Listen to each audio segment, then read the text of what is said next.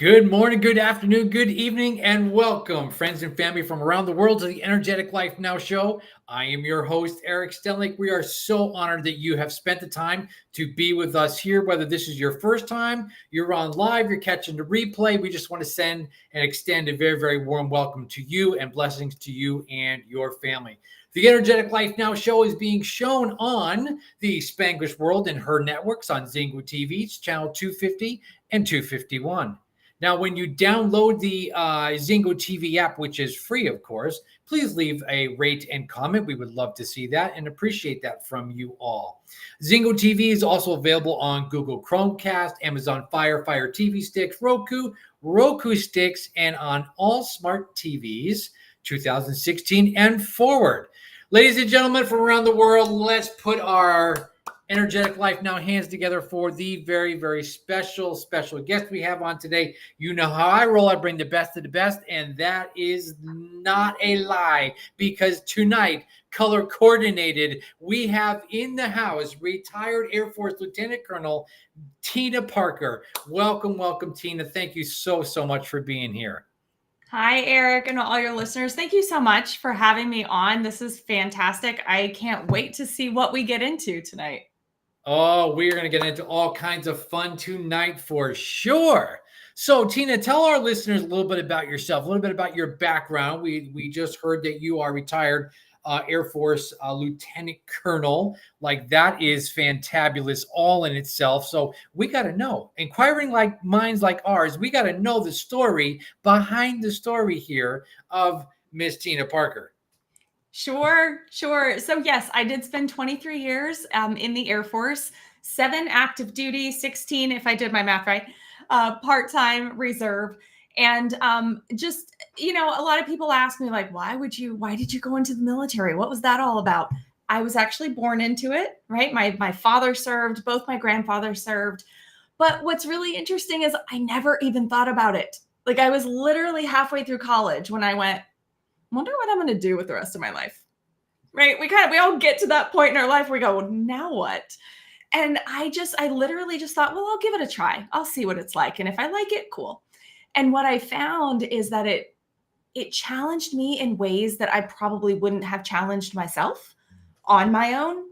Right. And I really loved it. And the opportunities that I had and the amazing people that I got to work with throughout my career, it's just really shaped where I am now. And it's been fantastic. And leading me to people like you through our neuroencoding communities and continuing to serve beyond the uniform. Oh, that's awesome. So tell us a little bit, because you said you're retired, right? And are you still in reserves, or have you moved past that? I have, yeah. So after 23 years, I said, you know what? What's my calling?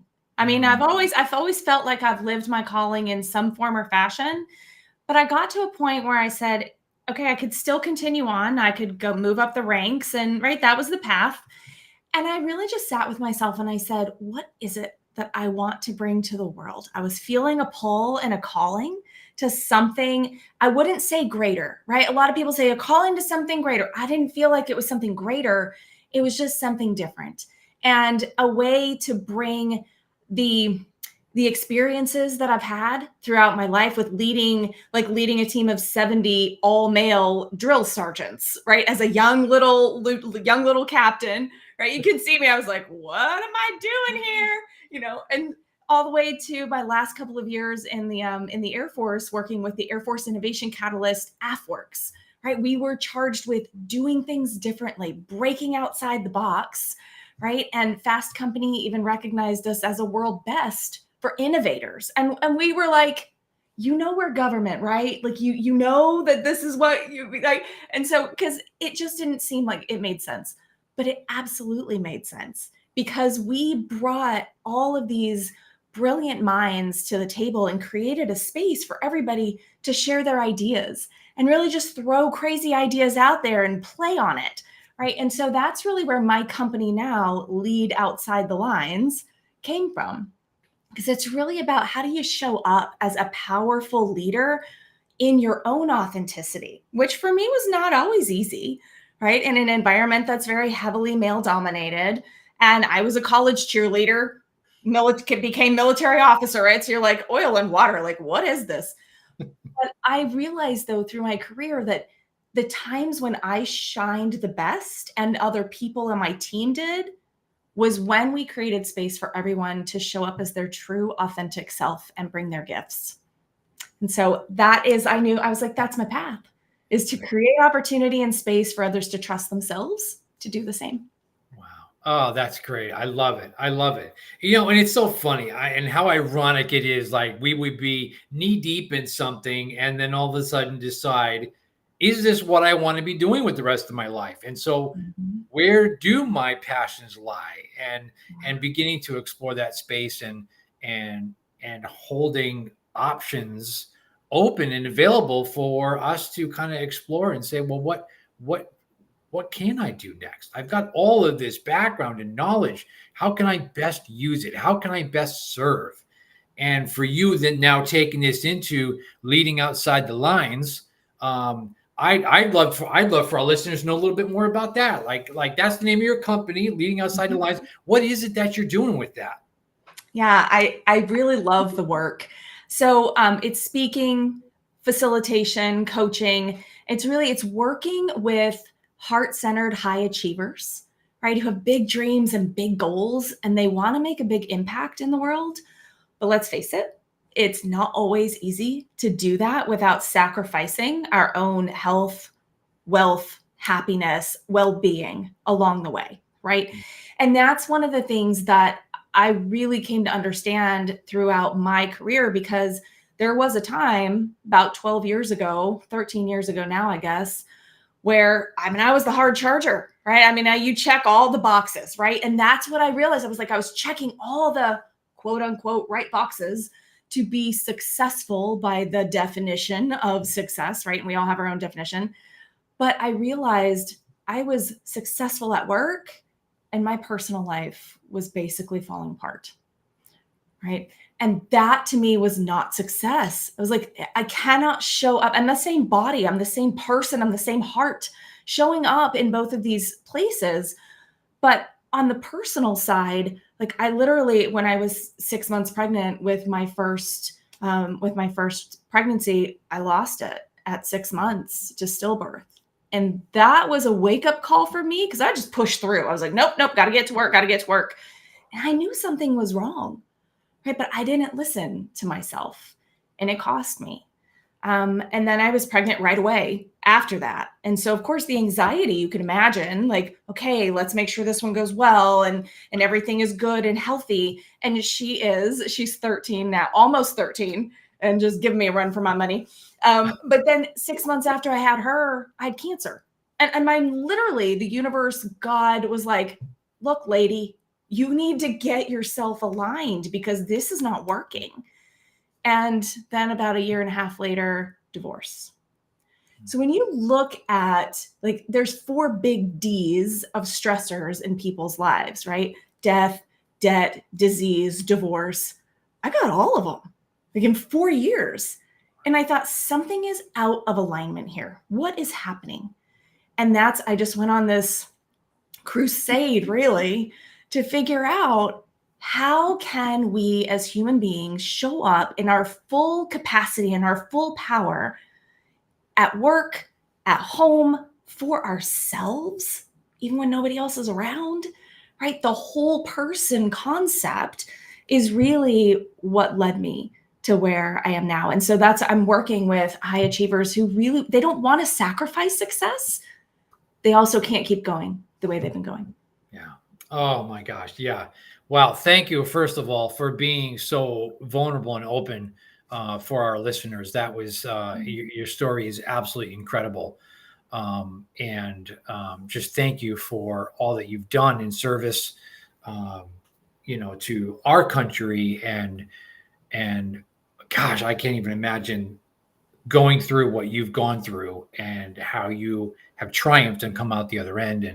And now being in this space of being able to take that experience or those experiences into what you do as a high achiever coach. I think that is just absolutely magnificent. And thank you for that. Thank Um, you. I mean, but we all have those things, yeah, right? Everybody has that story that is unique to them. yeah, Right. And I think it's important though for us to talk about that because it's kind of taboo sometimes. If you're like, oh, don't talk about all that stuff. Well, everybody's dealing with it. yeah, And when we don't talk about it, we don't create space to really look at it and go, okay, what do I need to change here? And how might I do that? Right. It's not a judgment around it. It's literally, let's observe what's happening. Is that what I want? No, not really. What do I get to shift within myself and how I'm showing up in order to create what I do want? It's that simple. yeah. Oh, that's great. Yeah, and I love a couple things that you said there about the, especially number one is the taboo end of it, right? We have a hard time as humans showing up in that full authenticity and openness and vulnerability of to say, listen, I'm going through stuff. Because right, we tend to be we want to look Facebook, we want to look like we've got it all together when the reality is we're struggling and we've got things going on and we can put up that facade, but that it doesn't last, it crumbles. And you know, reaching out is actually, a form of strength to reach out and get help rather than just taking it, holding it in, and hoping that it's all going to just go away and all work out. Time will heal all wounds. Well, yeah, that doesn't always work in that space. So, Yeah. I thank you for that. Um, I wanted to go back to something really fun here because the listeners know Coach Eric. He's in the space of families and teens and working with kids and whatnot. So I really want to hear, like, what was it like? Give us the behind the scenes. Tina Parker's a young girl growing up in a military family. Like, what was that experience like? Oh, I wouldn't change it. Honestly, I loved it because I grew up. But when I was 9, we moved to the Netherlands, right? So we moved overseas, and then when I was 12, we moved to Germany, and my parents stayed there until I was already in college, and so I grew up overseas. And so I really just loved the fact that I got to experience so many things in life. And this brings us though to, like, it's your perspective about things, because I knew other kids and I knew other people who were like, oh, I'm missing out on so much by not being in the States, or this is so hard to move around. Yeah, it was difficult to move around every couple of years and have to make new friends. But on the flip side, right, I feel like it helped me to become more adaptable, and it helped me to open up my perspective about the world and to see different ways of being around the world and how people live. And so I loved it. I thought it was fantastic. And at the same time, we're all finding our way. Like my daughter, like I said, she's almost 13. I swear she wants to say she's 30, but you know how it goes, right? And we're finding our way when we're younger.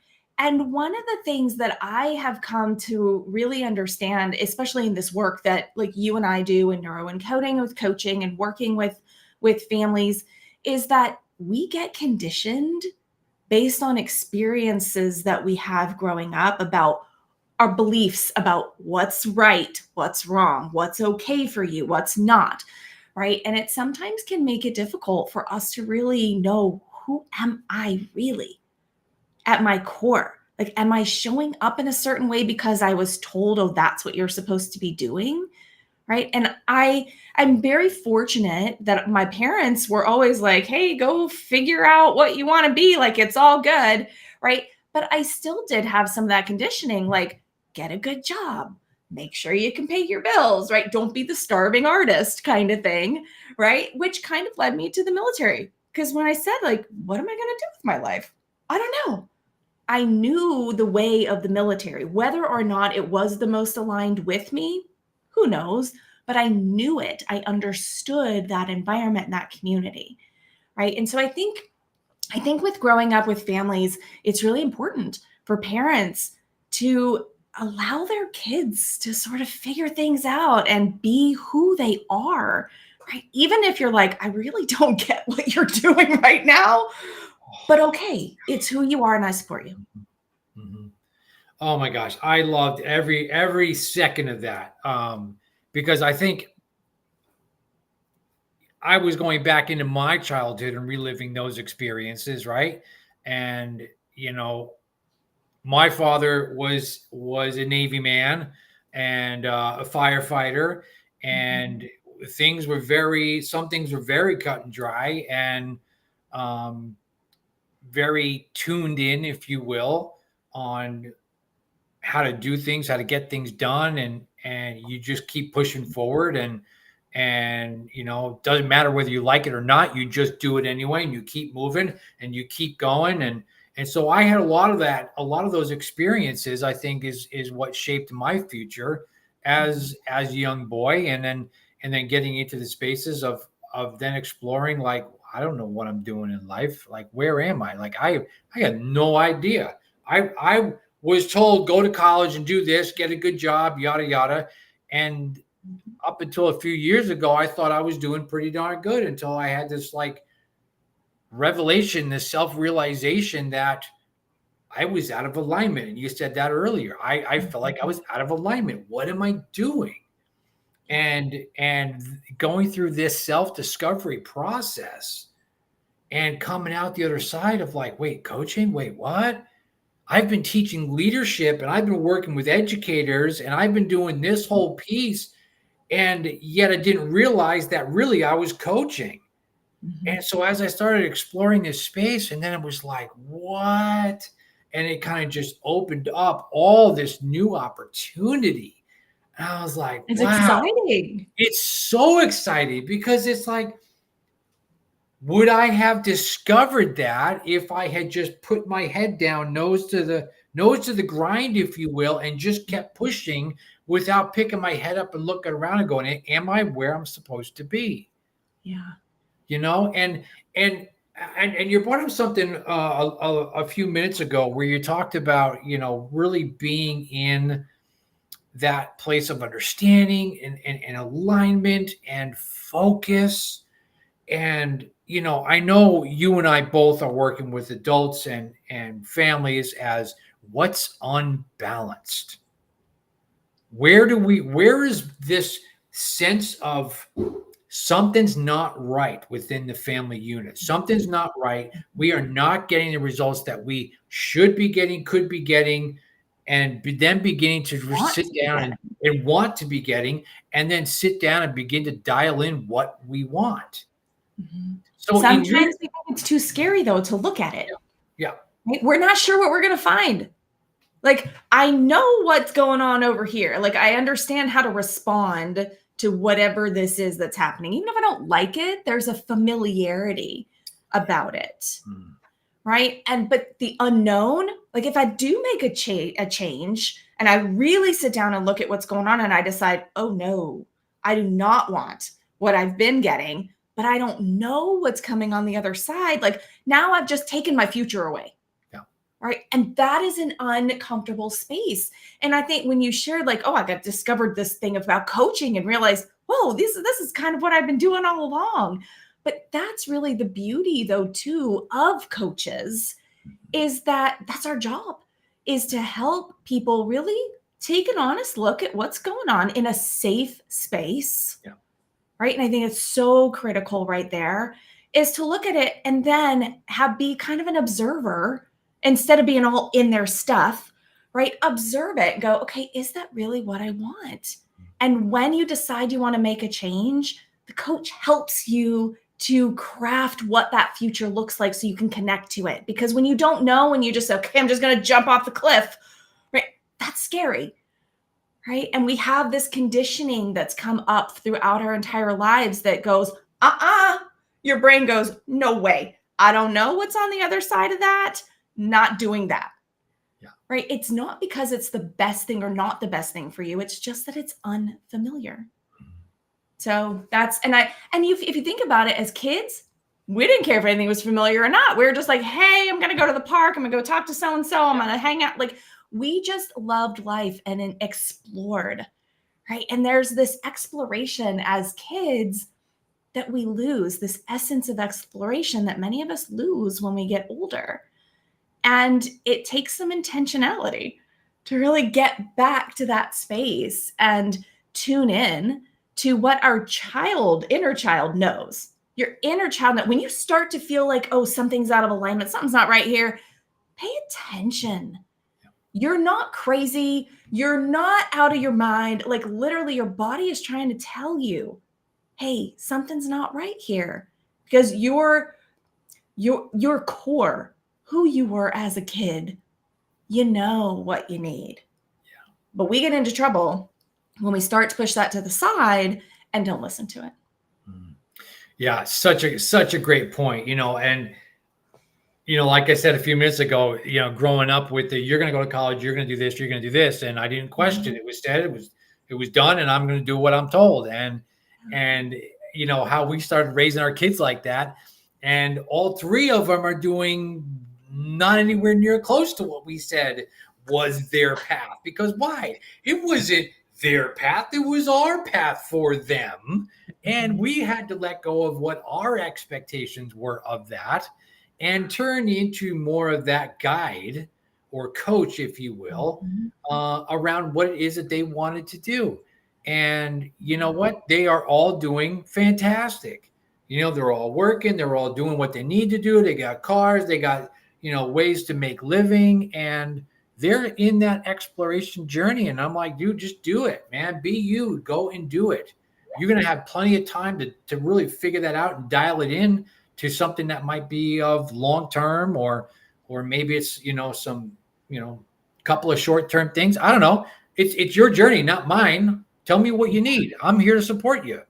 And it's funny how that just like came about because I challenged myself. I challenged what I grew up thinking and understanding and feeling, and then began to go, wait a minute. Intuition's telling me, like you said, something's not right. Something's off. What's off? And then really, really getting uncomfortable with that so I could become comfortable in taking those steps moving forward. Mm-hmm. I love that you just said, I got to get uncomfortable first, right? Because that's why so many of us don't take those steps that we know will make a difference for us. And like you said, as coaches, parents are coaches, right? Mm-hmm. We can approach leadership. We can approach parenting. We can approach designing our life from the perspective of a coach, meaning, what is it that I don't know that I might need to know? Like getting generative questions about, what does this look like if it's working really well? And then you start to realize that's not what I'm experiencing right now, but I could, right?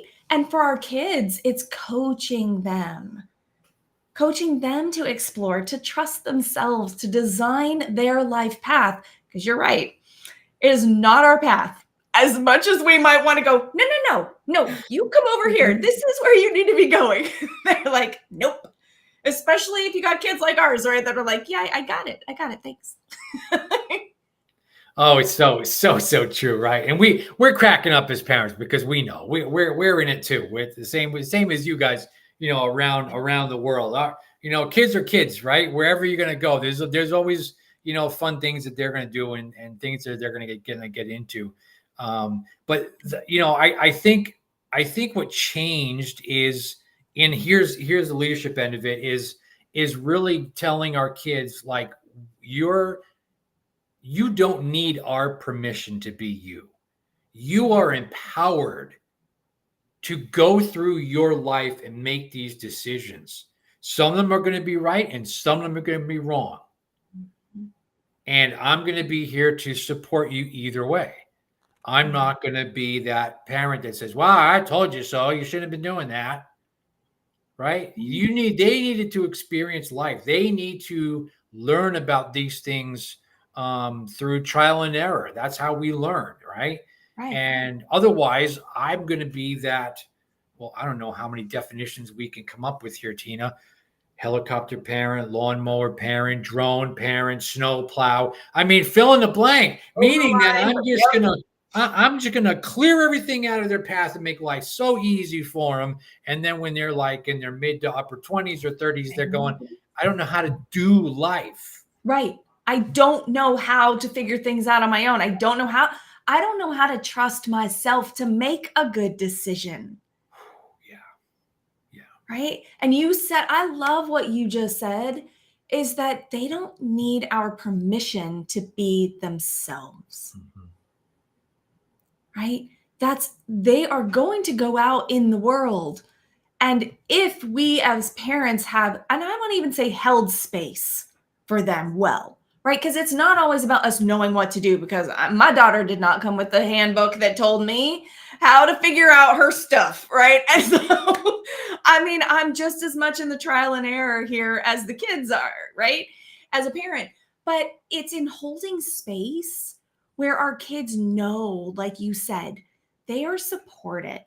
If they do something that doesn't really work out the way they wanted, or then they deem it a mistake, right? This is not a failure in the sense of your life is over, it's never going to be okay. Like, no, the more, and honestly, that's one of the things, like when I said about the AFWorks, the innovation space, I brought some of those tools and techniques home to be with my daughter, right? Because it was so powerful to be able to explore and to realize we actually want to fail faster so we can figure out what doesn't work, right? And failure is a learning opportunity.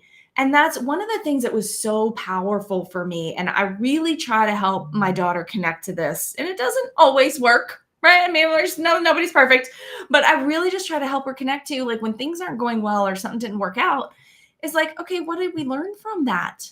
What's your takeaway? Or what's that trying to show you, right? Sometimes failure is a reflection to us that we need to up-level our skill set, or we need to change our mindset, or we need, like, whatever it is that we need to do, but we miss it. And we keep it's like whack-a-mole, right? You're whacking every time something comes up and you're just hammering. It's like, whoa, stop. Pause for a second. Ask yourself those questions and really look at what's going on.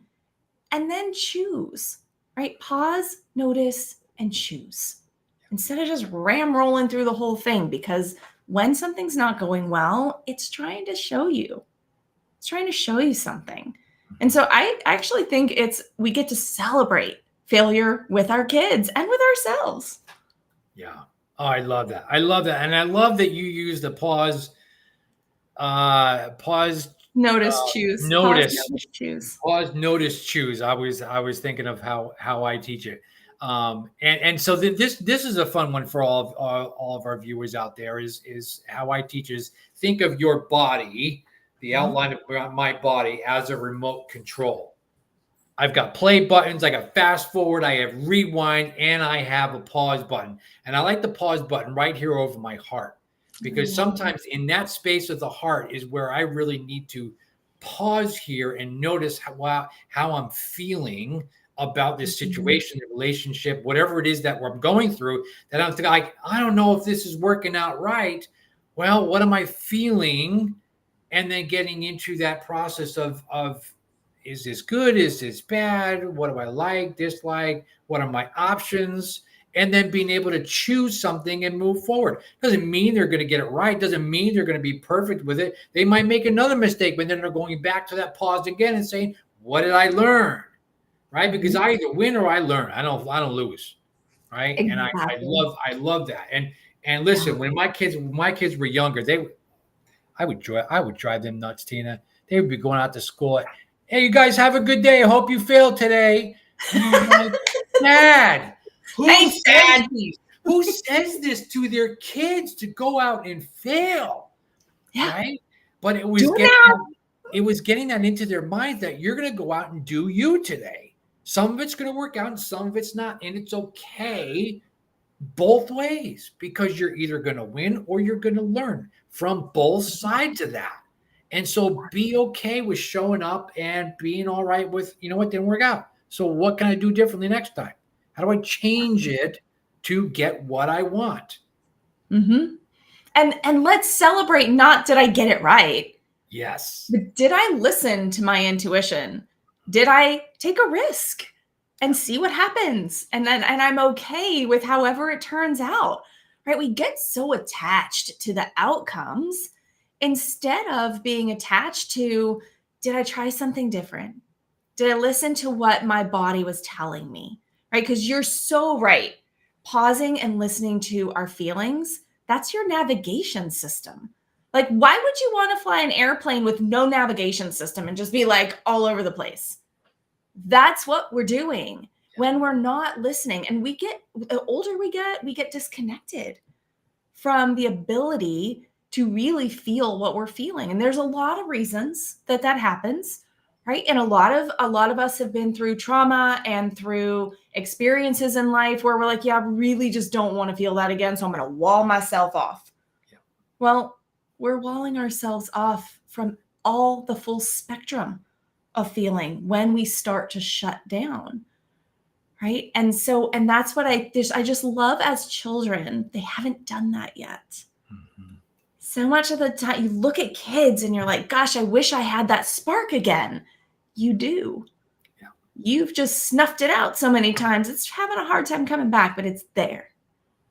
Yeah, so true. I just had this conversation. It's so funny, because I'm in a middle school working in special ed, and I was in a classroom the other day, and one of the kids who was been kind of standoffish a little bit with me. It's taken a while to break through those barriers with her, and she was like, "Mr. S, like, I don't understand how you're in a good mood all the time.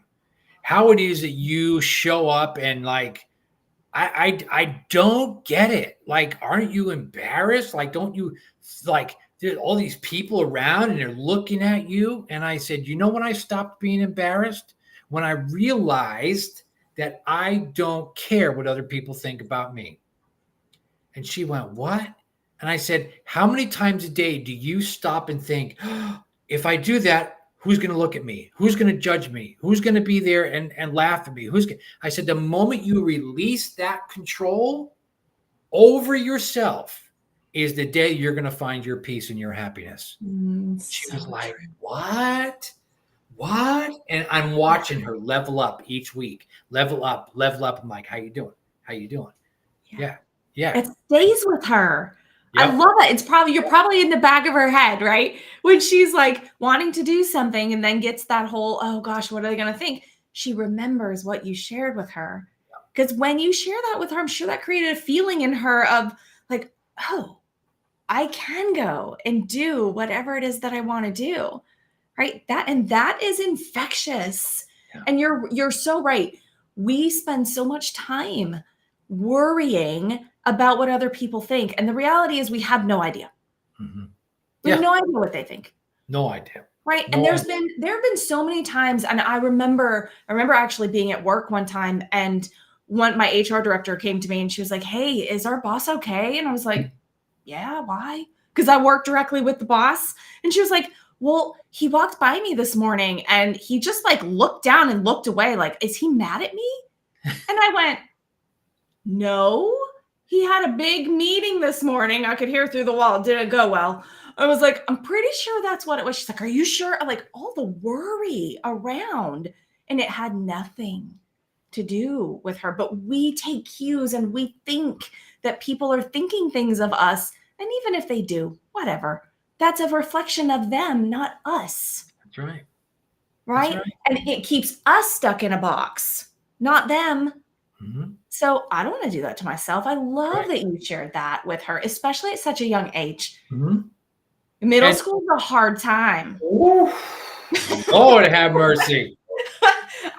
My hat's off to you, my friend, because middle school is such a tumultuous trying to figure it out in this liminal space. Not a kid anymore fully, not a young adult yet. Like, this, what am I doing here? Yeah. And just thank you for what you are doing for those students, because it's powerful and the lessons stick with them. Yeah. And listen, I'm challenging them. I'm all up in their business and I'm challenging them. Like kid said to me today, "Oh, Mr. S, somebody said something and I didn't appreciate that. And that hurt my feeling. And I said, you know what? I'm going to validate that. It hurt your feeling. I'm sorry that hurt your feeling. And then I said, why did that hurt your feeling? Well, because it wasn't nice. What wasn't nice? That they Get said that thing. And specific. I said, is it true? And they went, what? I said, what they said, is that true? And I don't know. I said, well, do you see yourself as that? What if I called you a moron? This kid looked at me like, did my teacher just call me a moron? I said, yeah. What if I called you a moron? And he goes, and he's like, I don't know. And I said, is it true? And he said, well, I don't know. And I said, do you view yourself as a moron? I said, stay with me on this. And he's like, what? And I said, the emotional meaning and attachment you have to that word moron is what you'll get upset with. And so parents around the world, as you guys are watching this, It's key. this is key for your kids because they're like, oh, this person's being mean. They're bullying me. Now, listen, those things are there. I get it. But here's what I'm saying is it true? And challenge that thought, challenge that feeling, and address it as, is that true? Do I believe that about myself to be true? Right. If I can challenge that and say, no, that's absolutely not true. I'm not a moron, or I'm not a bad person, or I'm not a jerk, whatever it is that's said, then what do I care? Exactly. Let them. It's They not want to say reflective that. of No, me. Robin says it all the time. Let them. They want to call me that. Okay, thank you. Big Mhm. deal. I don't care. Right? And so this goes back into, I don't care what other people think about me. I don't care what they say about me. I know what I'm doing and what my mission is and what my assignment is and the path that I'm on. And once I can Exactly. release all that noise, it doesn't matter. I don't care. Doesn't matter. Yeah. And you touched on something really important right there too, the meaning that we give to things. That is what creates the experience we have. Yeah. Right? Not the actual thing that happened. Mhm. Right? And I love that you're like, well, he called you a moron. Do you see yourself as a moron? Because I mean, and really you can flip it the other way too and go, somebody called me a purple frog. Yeah. That doesn't even remotely resonate with who I am. Yeah. So, okay, thanks. The meaning that we give to it is what creates the experience and the feeling around it. And those experiences and feelings, that's what stays with us. That's what we hold on to. Right. And it's the same thing when we were talking about success, right? When I said, well, what is my definition of success? Is it success to me that I'm rocking it at work and I'm getting my master's, I'm getting all this stuff, but my health is falling apart, I'm not happy, my family life is not where I want to be? No, that's not successful. Yeah. Right? So we get to check ourselves. What are the meanings that we're giving things and the definitions of what we're attaching to certain things, like success or somebody called us something. Right? We are creating our reality based on those things. Yeah, absolutely. So parents around the world, here's something I want to throw out for you. You come home from work or whatever you're doing, and the house is full of your family at the end of the day, right? What does that word success look like, sound like, and feel like to you? Right? Been out all day, we're all doing our things. Kids got sports or whatever, we're running around. Now we're all under one roof. And in my mind, I'm playing all of these looping stories. I really should go work out. I don't like going to the gym. People judge me. They stare at me. I know they're saying things about me. Are you sure about that? Are you sure about that? If you went and asked every person in the gym that you thought was looking at you, and you asked them, Are you looking at me? Huh? Are you right? They would go, no, who are you? You creep, get out of here. Right? Yeah. Because it's the judgment, it's the perception, it's the stories that we're telling each other in our minds that we are creating that situation of like why I can't go to the gym, as opposed to saying I am going to go to the gym. I'm going to put my earbuds in. I'm going to get some crank and tunage going, and I'm going to get in there. I'm going to bust out a workout because I know the best version of me is going to be what my family gets, not the rest of me when I'm coming home tired and stressed out, worn out. And then the only thing I can do is, sit on the couch or scream at the kids or whatever that case might be. We have to create that opportunities for ourselves as the adults to be the very best versions of ourselves that we can be, so that our kids can see us modeling that, for them to be inspired to take that ownership, to take that empowerment upon themselves, to then be the best versions of them that they can be. It's a trickle down effect. It's a cascading effect when we choose to take on that role and responsibility of a healthy person, a healthy lifestyle, to be who we were created to be. Okay, I'm preaching now. Woo! Get me fired up, Tina Parker. It's so good though, but it's true, because we talked about the conditioning, right? Yeah. You're going to have conditioning on your kids no matter what you're doing. It's just the way the world works. So you get to decide. And what's how the choice is that of going to show up? Yes, what's the choice of conditioning you want to yes. put out there? Yes, because you're modeling for them. They are going to learn more from just seeing you versus what you tell them. And like, what I would love to share with you too, something about my daughter. A couple of years ago, we were sitting in the living room, and maybe she was like 8 or 9 at this time. And we were sitting in the living room, and literally, like, I'm looking at something. I think I was reading something. And she looks at me, she goes, "Mom, are you mad at me?" So remember, just like the HR director in the hallway with my boss. And I'm like, "Wait, what?" Like, I literally was like, what are you talking about? And she goes, "You look really mad, and I'm the only one in this room.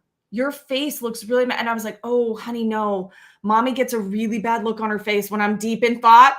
Like, some people call it resting something else face, But so I was like, "Oh gosh, no, honey, I'm so sorry."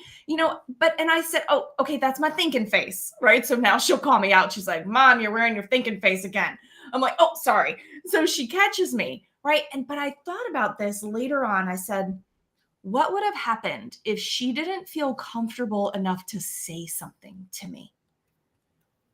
And I let my mind kind of go down this life path, right? Of, there's this moment that I have absolutely no idea about going on in her head.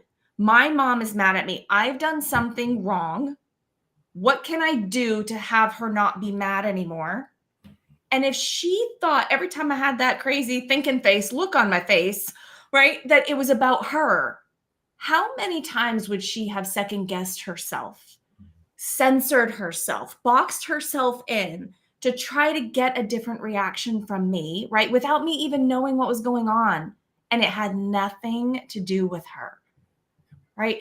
And I think I really thought through that, and I said, the space that we create as parents for our kids to feel comfortable saying things that feel uncomfortable to them, that was not a comfortable conversation for her, right? What if I had said, "Yeah, I'm really irritated with you"? Like, that was not going to be a conversation that she'd probably want to have. But she felt comfortable enough to at least ask and validate, verify, hey, what's going on here? And not just make the assumption in her own mind and let it go down the rabbit hole. Right? Because that rabbit hole can lead years down the road to other things, and they manifest in her life about her not showing up fully, right? Her trying to keep herself in a little box so she doesn't upset other people, right? This is how these things play out. And as parents, we get the opportunity to learn the skills to create safe space for our kids to ask these questions and grow and not get stuck in stuff that we're not even aware that we're creating. Oh yeah. So well said. Yeah. So the next time, Tina, that you have thinking mom face, it's not a good look. Like, what does thinking mom face look like? Right? Literally, it's like my brow is furrowed. I'm like, And the kids are like tiptoeing, like, "Mom's got the face. Mom's got the face. Mom's got the face again." I know. And now I'm aware of it, right? Now I'm like, "Ooh, those wrinkles. That's because of that thinking face thing." Right? So, it's hysterical. Thankful for her for bringing it up. Well, yeah, and I love that you've created that space of safety, of that she can talk to you like that, as opposed to just seeing, like you're saying, seeing that and running the other direction and never having that confidence to ask you to talk about it, to understand your point of view for her understanding. Mhm. And I think that's what happens a lot so much in life is we're only coming from our perspectives. We're only coming from what we see, the lens that we're looking at life through, Mhm. rather than getting to understand and know what the other person has going on in their life and what they're thinking, what they're feeling. Yep. And that's where, when these perceptions come in, right, we're circle back to what we've been saying is then I give it meaning. Why is that person angry with me? What have I done? I'm such a horrible person. Why are they mad? They're a horrible person, right? And then, man, all day long, all of that is looping around in my mind rather than letting me just, hey, I'm kind of sensing that you might be upset or anything. Is everything okay? Or are you just deep in thought? Right, right. Yeah. Hey, what's going on? Yeah. And then creating the non-judgmental space for whoever that is to share with you what's really going on. Yep. Yep. Right. And I think this is so pivotal too, because how many times in our family relationships and relationships at work, like whatever relationships that we have, we've gotten to a point where we slowly just get further and further apart until one day we go, I don't actually even know why we don't talk anymore, but it's very uncomfortable. Well, it might have started with they had a thinking face and you made a meaning about it. And over time, that divide just got bigger and bigger and bigger. Right. So if we can recognize how to be humans together in every space and every time, we don't have to get into those divides anymore. Yeah. Well, and it becomes an emotional disconnection then within the family Exactly. unit. Yeah. It becomes we're accustomed to not speaking about or That not becomes the norm, the familiar. that becomes the norm. Yep. And so we definitely don't want that to happen and to Yep. course correct it as we may.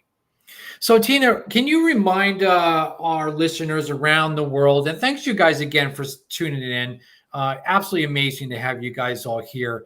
Where can people find you on social media, websites, all that good fun? Yeah, absolutely. So the website is leadoutsidethelines.com. You can find me there. I'm on LinkedIn, on Facebook as Tina Parker or TP Sunshine. Right? That's the handle. You can find me on TP Sunshine.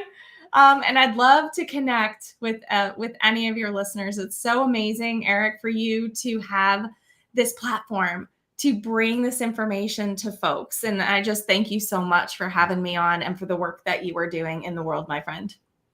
Thank you so much, Tina. Thank you for hopping on here with me because it's always a blast to sit down and chat with you. You're a wonderful, wonderful human, and thank you for the good that you are bringing to this world.